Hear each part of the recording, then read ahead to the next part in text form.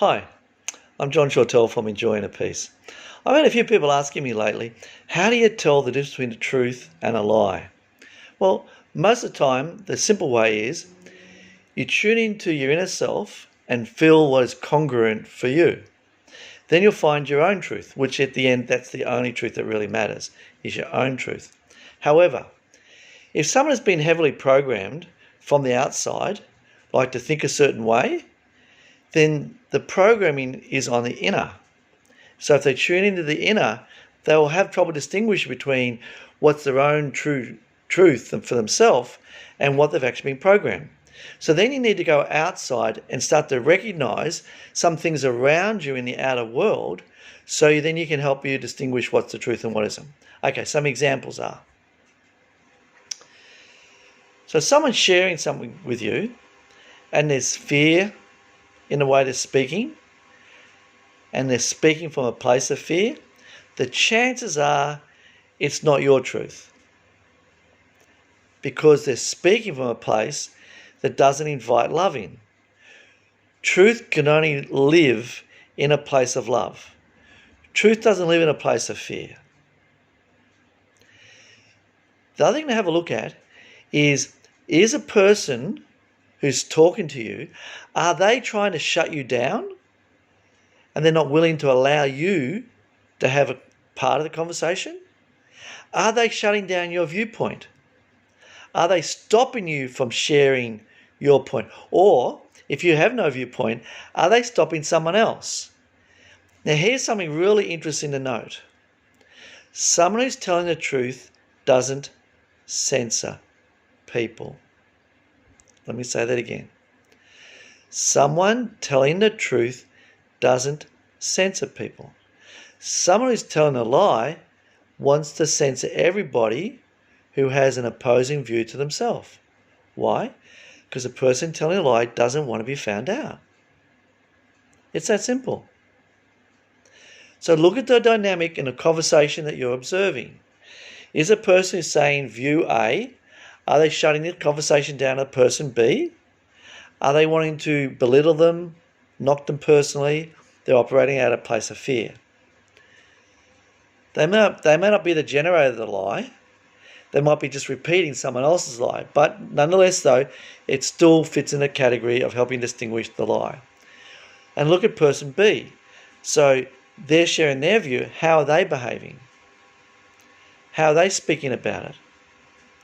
The people who speak the truth come from a place of love.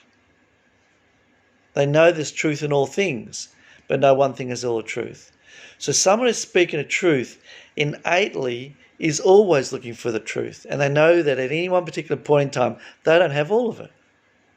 So they're looking for the next piece. Someone who's telling a lie or repeating a lie that they've been told, they only have a small picture and they can't go beyond that small picture. They can't entertain anything outside of that small picture because they have no narrative for it. They're just repeating what someone else told them.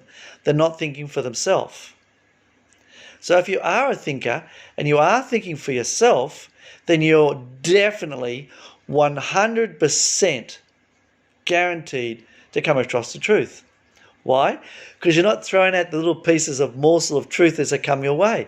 You're actually building a jigsaw puzzle. It's exactly the same scenario, exactly the same. It's like if you're doing a jigsaw puzzle and you pick up a piece and you look at the picture on the box and you look all the way through the puzzle and you can't work out where it fits, then clearly this piece is in the wrong box. It just fell into the wrong box in the factory, so you throw it out. You don't want to waste your time on a piece that doesn't belong in this puzzle. You throw it out. Now, guess what happens when you almost finish the puzzle? There's a piece missing. That's a piece you threw out. Just because you don't know how something fits when you first start investigating doesn't mean it doesn't belong. So I suggest what you do is pop it up in a mental shelf and just leave it there. I do that with every single thing I hear from everybody. Is a brain able to contain it all? Absolutely. Absolutely. And it'll be able to recall that little piece of information when it's needed. I heard something about that recently or in the distant past or somewhere or other. And then you'll find its place and go, now I know where it fits. When I started doing all this investigation with the current situation we all have, there's so much I couldn't believe, I couldn't get my head around. I thought, how do people do that? How could anyone be that kind of person? And I thought, well, you know what? Let's just assume for the moment there's an element of truth in it. And I popped it on a mental shelf and I left it there. Later on, things started falling into place. Then a picture suddenly went bang and it all became clear. Why? Because I remained open. Now, there's another thing that's really important here if you're seeking the truth, is you have to be willing to be vulnerable. You have to be willing to be able to self-care enough that if you're getting too deep, you can go to someone and nurture yourself so the truth doesn't hurt. And that can, depending on your background with your life, you may have had some trauma in the background that gets triggered. If that's happening, go seek someone. That's why in those programs you always see at the bottom, if you've had some experience in blah, blah, blah, seek some professional help. That's all I'm saying too. If the truth becomes just too fantastic, take a break from it for a little while. But the truth is out there. The X-Files, remember that? I love that show. Well, anyway, I'll see you next time. Thanks for listening.